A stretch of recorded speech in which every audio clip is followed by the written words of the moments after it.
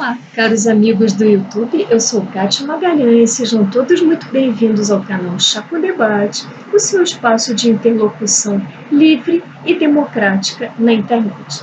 Vocês acham que a nossa sociedade civil está tomando medidas efetivas para o combate ao coronavírus de forma metódica e organizada? Talvez não. Contudo, o artigo de Pedro Menezes, publicado hoje no jornal Gazeta do Povo, nos traz um relato de uma experiência bastante interessante vivenciada nos Estados Unidos, que inclusive passa pela mesma fase de pandemia que nós. Contudo, nas palavras do articulista, os Estados Unidos apresentam uma característica que nos falta, a saber, a sociedade civil mais vibrante de todas, nas palavras de Pedro Menezes. E a que ele se refere?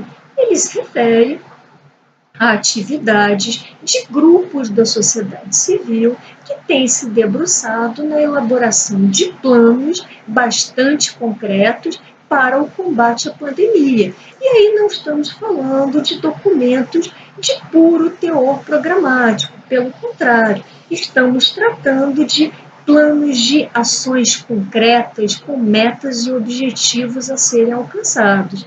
E dentre essas organizações da sociedade civil, o articulista nos traz a experiência de um dos grandes think tanks conservadores americanos, o American Enterprise Institute, que acaba de conceber um plano ainda não posto em prática, mas que parece ser bastante eficiente no combate à doença e talvez possa até, quem sabe, vir a inspirar futuras ações a serem tomadas até mesmo no Brasil. E vamos a esse plano descrito em detalhes no artigo de Pedro Menezes de hoje. Trata-se de um plano elaborado em 3 etapas e em uma quarta, que diz respeito a um cenário futuro, sendo essas 3 etapas as seguintes. Primeira etapa designada atrasando o contágio. O que é essa primeira etapa? É a etapa de maior isolamento social possível e de enorme investimento em infraestrutura hospitalar, aporte de verbas, de equipamentos, de fármacos, de pessoal para toda a estrutura hospitalar, hospitais, clínicas, etc. Enquanto a sociedade permanece confinada, durante essa primeira etapa, que no dizer de Pedro Menezes é a mais sensível de todas, exatamente porque é a que lida com a fase mais emergencial da doença, durante essa etapa há uma enorme preocupação com a infraestrutura hospitalar.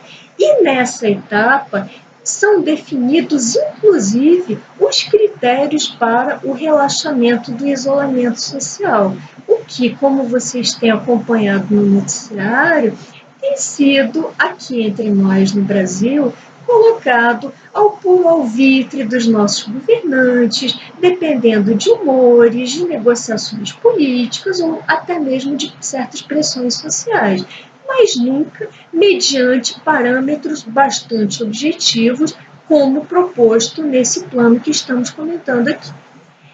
A segunda etapa do plano é a reabertura da economia, estado por estado, uma reabertura gradual após um período de pandemia que, obviamente, pode ter quebrado, pode ter atingido muitos negócios privados. E nessa etapa há uma preocupação enorme com o quê? Com o desenvolvimento de vacinas, de fármacos realmente eficazes no combate ao coronavírus, não de algumas drogas que sejam, por crenças de certos governantes, tidas como invariavelmente eficazes. Não, aqui estamos falando de determinadas vacinas, fármacos.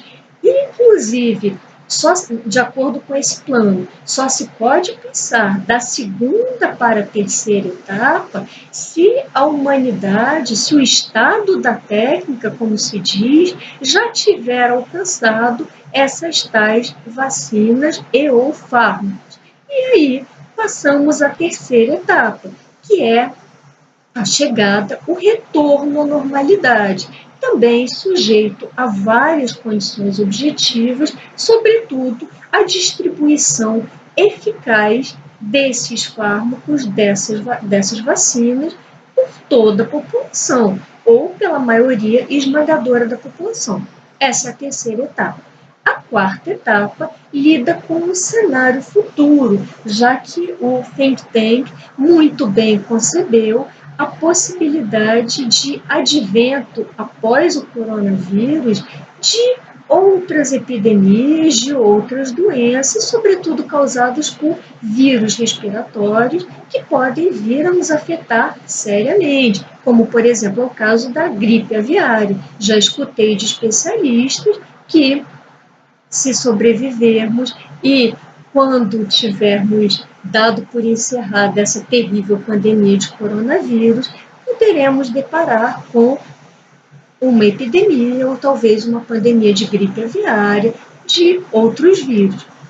Então, até para esse cenário, esse plano, agora comentado, tem previsões específicas, tem metas a serem atingidas em relação à saúde pública nos Estados Unidos, ao aperfeiçoamento de hospitais, da rede pública e, sobretudo, a distribuição desses tais fármacos eficazes no combate a vírus respiratórios.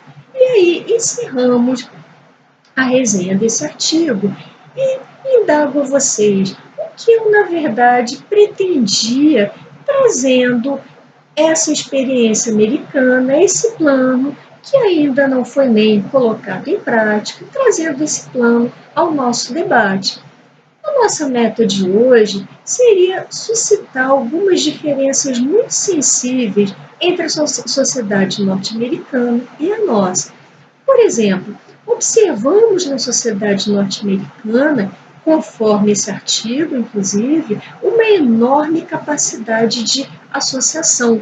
Eles parecem ter muito mais facilidade que nós em formar grupos, em formar órgãos dentro da própria sociedade civil, a par do Estado, a par de entes estatais.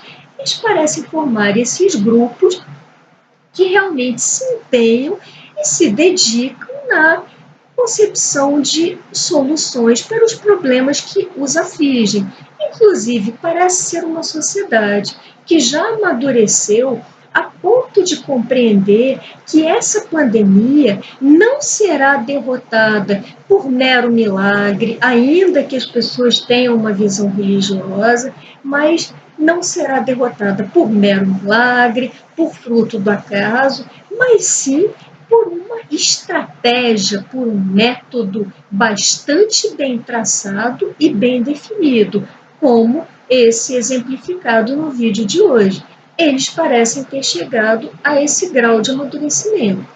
Uma outra característica que também, a meu ver, se depreende do artigo é a grande autonomia da sociedade civil em relação ao Estado. Lá nos Estados Unidos, eles não parecem permanecer de braços cruzados, apenas aguardando as respostas estatais, as respostas do governante de plantão. Não, eles parecem arregaçar as mangas e lidar diretamente com o problema, pondo-se a pensar em soluções e métodos para o combate, no caso, dessa pandemia que tanto nos aflige.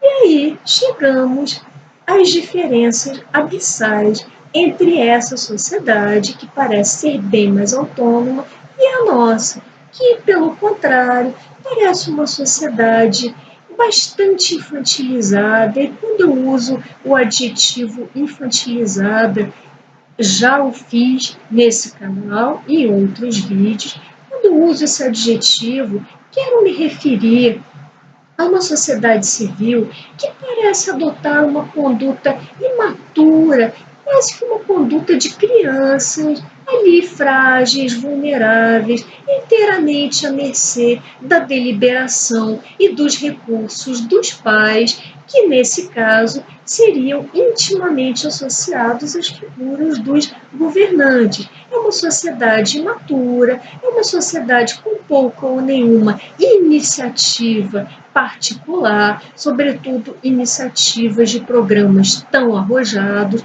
No Brasil há uma enorme timidez em dar passos muito corajosos, em dar passos, digamos, muito ousados, sem, no mínimo, um elevadíssimo grau de participação do Estado. Isso vemos, inclusive, ao longo da nossa história. Por exemplo, figuras como o Barão de Mauá, da qual eu pretendo falar um pouco nesse canal, se for do interesse de vocês. Figuras como a do Barão de Mauá são figuras muito raras na história do Brasil. E o que eu quero dizer quando eu me refiro ao Barão de Mauá? Barão de Mauá, só para sintetizar em pouquíssimas palavras, foi um grande empreendedor dos tempos do Império, do Segundo Reinado, que uma das poucas pessoas que ousaram empreender e, inclusive, chegaram a fazer uma fortuna e chegaram a propiciar um enorme desenvolvimento no nosso país, não só a par da estrutura estatal, mas muitas vezes contrariando o próprio imperador. E agora fechando esse parênteses em torno do Barão de Mauá. Essas são experiências raríssimas na nossa história, na história de um povo que parece ali fazer-se de coitado, fazer-se de muito vulnerável, sempre aguardando as respostas do governante de plantão, que em geral não vem, infelizmente não vem. Por quê? Porque também não temos a capacidade de formar, de escolher líderes maduros que encarem a gestão pública, a administração pública, com profissionalismo, com padrões técnicos. Infelizmente, nem essa capacidade temos. Então, as tão aguardadas respostas estatais raramente chegam às nossas mãos.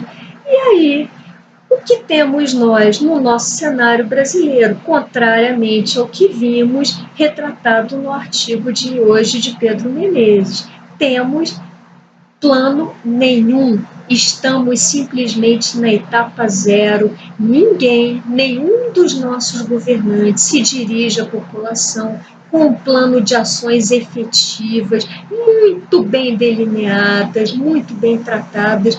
Ninguém faz isso. As pessoas aqui vão tomando decisões ao seu completo arbítrio, dependendo dos humores, dependendo de conchavos políticos, dependendo de fatores inteiramente aleatórios que passam muito longe da técnica e mais longe ainda da ciência. Estamos vendo aí o ministro da Saúde que seguiu, pelo menos até hoje, parâmetros técnicos, parâmetros estritamente científicos e que se encontra demissionário por uma briga, por uma rixa, um duelo de vaidades, como temos mencionado a farta nesse canal, com o presidente da República sendo constantemente boicotado pelo seu próprio chefe, inclusive por ter seguido apenas parâmetros científicos no combate a essa doença.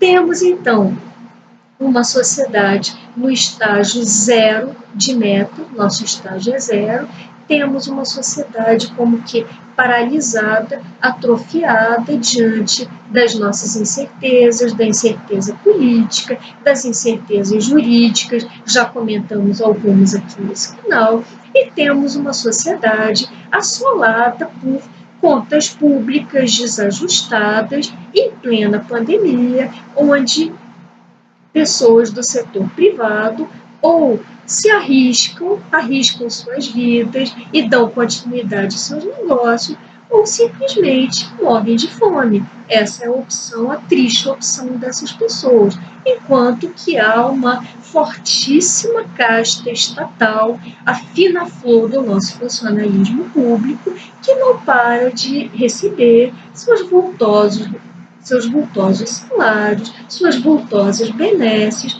sempre às custas de uma sociedade tão combalida quanto a nossa.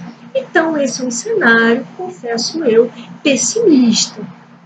A parte otimista é pensar que talvez dependa de nós tomarmos as rédeas da nossa própria história, não permanecer apenas no aguardo de respostas estatais e passarmos ao ato, passarmos a iniciativas. Por que não tentarmos reproduzir aqui no Brasil um pouco do exemplo americano, com associações mais fortes, com associações que se dediquem a debates de ideias, que se dediquem a estudar e talvez conceber planos eficazes para o combate de uma doença tão terrível que nos assola e assombra o mundo todo.